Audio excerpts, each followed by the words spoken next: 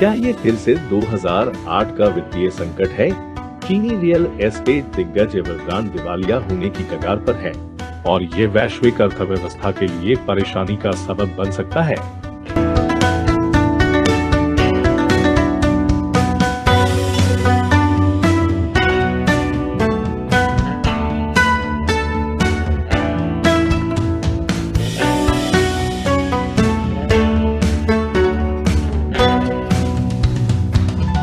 China uncensored में आपका स्वागत है। मैं क्रिस चैपल हूँ। पिछले हफ्ते मैंने आपको रियल एस्टेट की दिग्गज कंपनी एवरग्रांडे को लेकर चीन के आसपास बड़े विरोध प्रदर्शनों के बारे में बताया था। एवरग्रांडे के लिए चीजें अच्छी नहीं लग रही हैं। हांगकांग में सूचीबद्ध दिग्गज $300 बिलियन से अधिक की देनदारियों के साथ दुनिया की सबसे अधिक ऋणी कंपनियों में से एक बन गई है और इसे वापस भुगतान करने के लिए संघर्ष कर रही है, जो एक डिफॉल्ट की आशंका है जो चीन की अर्थव्यवस्था के माध्यम से झटके भेज सकती है। लेकिन ये सिर्फ चीन की अर्थव्यवस्था नहीं है। वे संकट पहले से ही वैश्विक प्रभाव डाल रहा है। वास्तव में कुछ लोग पूछ रहे हैं कि क्या यह चीन के लेहमैन ब्रदर्स मूवमेंट हो सकता है। न्यूयॉर्क में लेहमैन ब्रदर्स के पतन ने 2008 के वित्तीय संकट को जन्म दिया और यह पिछले हफ्ते डाउ जोन्स इंडस्ट्रियल एवरेज ने सोमवार के कारोबारी सत्र को यूरोप और हांगकांग और एशिया के अन्य हिस्सों में भारी शेयर बाजार में गिरावट के बाद 600 अंक से अधिक नीचे समाप्त कर दिया। लंदन के FTSE 100 में भी इसी तरह की कहानी खेली गई, जिसने जुलाई के बाद पहली बार 7000 से नीचे गिरकर तेज गिरावट दर्ज की। स्टॉक्स यूरोप 600 इंडेक्स 2.1% और हांगकांग का हैंग सेंग इंडेक्स ट्रेडिंग के दौरान 4% गिर गया। एवरग्रांडे संकट क्रिप्टो मुद्राओं को भी प्रभावित कर रहा है। एक समय बिटकॉइन की कीमत 12% नीचे थी। Crypto data website coin market cap के अनुसार दुनिया की क्रिप्टो करेंसी का मूल्य गिरकर $1.9 ट्रिलियन से कम हो गया है, जो 24 घंटे पहले। यदि शेयर बाजार गिरता है तो आपके बिटकॉइन की कीमत नहीं होगी। हालांकि ऐसा लगता है कि हमेशा ऐसा नहीं होता है, क्योंकि यह अन्य वित्तीय संपत्तियों से जुड़ा हुआ है। एवरग्रांडे की तरह एवरग्रांडे अपने धन प्रबंधन उत्पादों या WMP के लिए मुश्किल में पड़ गए। मूल रूप से लोग एवरग्रांडे को पैसे उधार दे रहे थे और एवरग्रांडे भारी ब्याज दरों का वादा कर रहे थे, 13% तक। एवरग्रांडे ने उस ऋण के पैसे का उपयोग अचल संपत्ति के विकास के लिए किया, लेकिन अब एवरग्रांडे उन निवेशकों को वापस भुगतान नहीं कर सकता और निर्माण कंपनियों को भुगतान नहीं कर सकता। कैपिटल इकोनॉमिक्स के मुख्य एशिया अर्थशास्त्री मार्क विलियम्स के अनुसार लगभग 1.4 मिलियन संपत्ति के मालिक है जिन्होंने जमा राशि का भुगतान किया है और एवरग्रांडे संपत्तियों की डिलीवरी का इंतजार कर रहे हैं। हम नहीं जानते कि वे घर बना सकते हैं या नहीं, लेकिन ऐसा लगता नहीं है। रियल एस्टेट गतिविधि चीन के सकल घरेलू उत्पाद का लगभग 30% है। एवरग्रांडे द्वारा एक संभावित डिफॉल्ट चीन के बाहर के बाजारों में फैल सकता है, क्योंकि इसमें विशाल उच्च ब्याज वाले अपतटीय बांड है। उबस का अनुमान है कि एवरग्रांडे की देनदारियों में 19 बिलियन का अपतटीय बांड शामिल है और अमेरिकी शेयर बाजारों में गिरावट के साथ वे अपने नुकसान को कैसे कवर करते हैं। खैर, कुछ संस्थान बिटकॉइन बेच रहे हैं और इसलिए बिटकॉइन की कीमत गिर गई। मूल रूप से सब कुछ एक साथ बंधा हुआ है और हम सभी चीन से बंधे हैं। तो क्या एवरग्रांडे के पतन से 2008 जैसा वैश्विक वित्तीय संकट पैदा होगा? खैर, ये इस बात पर निर्भर करता है कि आप किससे पूछते हैं। ब्रेक के बाद और अधिक डिफॉल्ट करता है तो बैंकों और अन्य उधारदाताओं को कम उधार देने के लिए मजबूर किया जा सकता है। जब कंपनियां सस्ती दरों पर पैसे उधार लेने के लिए संघर्ष करती हैं, तो ये क्रेडिट संकट के रूप में जाना जाता है। यदि कंपनियां उधार नहीं ले सकती हैं, तो वे विकसित नहीं हो सकती हैं और नीचे भी जा सकती हैं, खासकर जब चीनी अर्थव्यवस्था पहले से ही कोविड की वजह से जूझ रही है। लेकिन इससे वैश्विक अर्थव्यवस्था को कितना नुकसान होगा? क्या ये 2008 का एक और वित्तीय संकट हो सकता है? खैर, ये इस बात पर निर्भर करता है कि आप किससे पूछते हैं। इसके आकार को देखते हुए कंपनी की परेशानियों के परिणाम स्वरूप रियल एस्टेट क्षेत्र में मंदी आ सकती है और चीनी अर्थव्यवस्था पर और वैश्विक अर्थव्यवस्था के विस्तार पर एक डोमिनोज प्रभाव पड़ सकता है। एवरग्रांडे के बारे में कई हालिया रिपोर्टों ने संभावित डिफॉल्ट को लेहमैन मूवमेंट के रूप में संदर्भित किया है।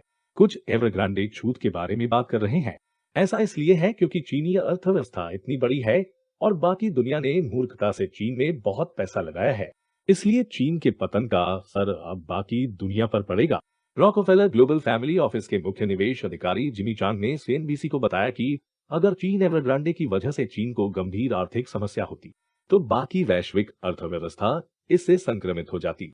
हालांकि एस&पी ग्लोबल रेटिंग्स ने कहा, एवरग्रांडे द्वारा एक डिफॉल्ट वित्तीय बाजारों में केवल लहर से अधिक का कारण होगा, लेकिन इससे चू की ज्वार की लहर पैदा होने की संभावना नहीं होगी। फिर भी अन्य जैसे निवेश फर्म ब्लैक रॉक कहते हैं कि चिंता की कोई बात नहीं है। क्यों? क्योंकि चीनी कम्युनिस्ट पार्टी हम सबको बचाएगी। उनके शीर्ष निवेशकों में से एक ने कहा, बैंकिंग प्रणाली सरकार द्वारा नियंत्रित होती है। सरकार का हस्तक्षेप है जो संभव आएगा। मेरी समझ में सरकार कार्य करेगी और मेरी समझ में यह स्थिर होगा। मुझे लगता है कि ब्लैक रॉक अपने पूरे तिगुने निवेश के साथ चीन में निवेश कर रहा है, नरक या उच्च पानी। लेकिन यह सिर्फ ब्लैक रॉक नहीं है। कई लोग इस भ्रम में काम कर रहे हैं कि चीन की अर्थव्यवस्था पर तक आप नहीं जानते पार्टी गलती करती है। कैपिटल इकोनॉमिक्स के एक विश्लेषक का कहना है, यहां तक कि अगर एवरग्रांडे चीन में कई संपत्ति डेवलपर्स में से पहला था, तो हमें संदेह है कि यह अपनी अर्थव्यवस्था में तेज मंदी का कारण बनने के लिए नीतिगत गलत कदम उठाएगा। Credit rating firm Fitch ratings ने कहा, डिफॉल्ट की स्थिति में घर की कीमतों पर महत्वपूर्ण दबाव का जोखिम कम होगा, जब तक कि इसकी संपत्ति का पुनर्गठन या परिसमापन अव्यवस्थित न हो जाए। और कम्युनिस्ट पार्टी नौकरी से क्यों खिलवाड़ करेगी?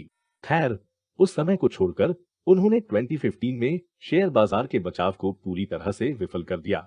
बेशक चीनी कम्युनिस्ट पार्टी आर्थिक पतन नहीं चाहती है और इसे रोकने के लिए जो कुछ भी करना होगा वह करेगी। उदाहरण के लिए, एक चीनी राज्य के स्वामित्व वाली कंपनी एवरग्रांडे को अपने कब्जे में ले सकती है और सभी का कर्ज चुका सकती है, या चीनी राज्य के स्वामित्व वाले बैंक एवरग्रांडे के सभी खराब कर्ज को खरीद सकते हैं और उसे चुका सकते हैं। चीन में निवेश करने के बारे में ये बहुत अच्छी बात है। जो आप देख रहे हैं, कोई जोखिम नहीं है, क्योंकि चीनी कम्युनिस्ट पार्टी आपको जब बाटी आप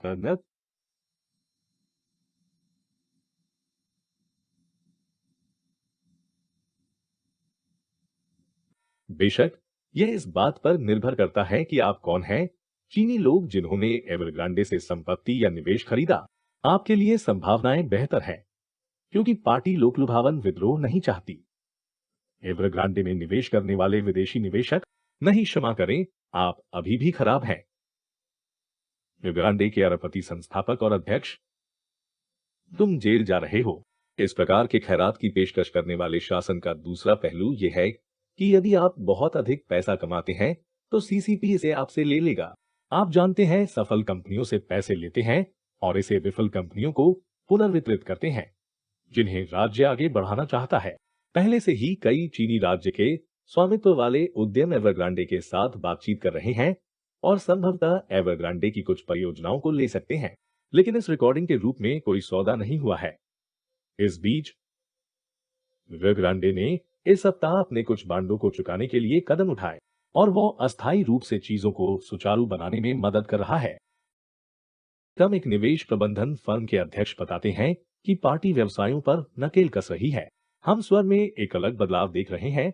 जिस तरह से सरकार व्यापार व्यापार जगत के नेताओं, पश्चिमी निवेशकों के साथ व्यवहार कर रही है, वे उस खैरात को कैसे संभालेंगे जो हर कोई सोचता है कि आ रहा है। किसी तरह, आकार या रूप में, क्या पश्चिमी बांडधारकों को जमानत मिल जाएगी? नहीं। मुझे पूरा यकीन है कि हम सब कुछ संभालने के लिए चीनी कम्युनिस्ट पार्टी पर भरोसा कर सकते हैं। और अब मेरे लिए चाइना अनसेंसर्ड 50 सेंट आर्मी के एक सदस्य के एक प्रश्न का उत्तर देने का समय है, जो एक दर्शक है जो क्राउड फंडिंग वेबसाइटों पैट्रियन और लोकल्स पर हमारे चैनल का समर्थन करता है। शेबिंस्की पूछता है, मैं इन लोगों और योनबी का अनुसरण करता हूं, लेकिन मैं उन्हें यहाँ पैट्रियन पर फंडिंग कर रहा हूँ, लोकल्स के लिए नहीं। मैं बिलों को दोगुना करने का जोखिम नहीं उठा सकता। क्या लोकल्स इसके बजाय उनका समर्थन करने के लिए एक बेहतर जगह है? जैसे क्या आप अधिक प्राप्त करते हैं? क्या उन्हें आय का उच्च परसेंट मिलता है? ये एक ऐसा सवाल है जो मुझे अब बहुत कुछ मिल रहा है कि हमने लोकल्स पर एक समुदाय लॉन्च किया है और क्राउड फंडिंग वेबसाइट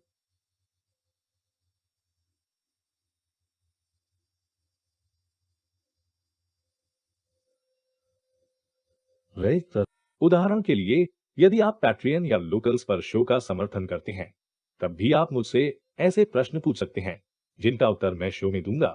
लेकिन कुछ चीजें हर किसी के लिए अनोखी होती हैं। पैट्रियन पर आप जो देते हैं उसके आधार पर अलग अलग पुरस्कार है जो आपको लोकल्स पर नहीं मिलेंगे।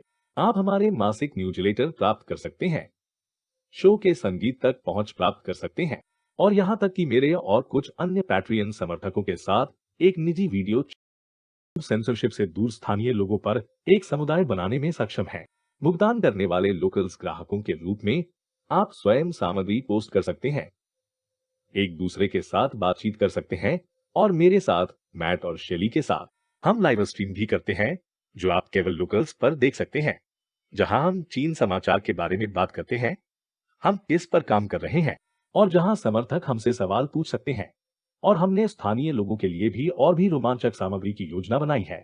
किस प्लेटफॉर्म का उपयोग करना है, इसका चुनाव आप पर निर्भर है, लेकिन हालांकि आप शो का समर्थन करते हैं, चाहे वह पैट्रियन या स्थानीय लोगों पर हो, या यहाँ तक कि इन एपिसोड को अपने दोस्तों और परिवार के साथ साझा कर रहा हो, बस ये जान लें कि मैं आपकी मदद के लिए अविश्वसनीय रूप से आभारी हूँ।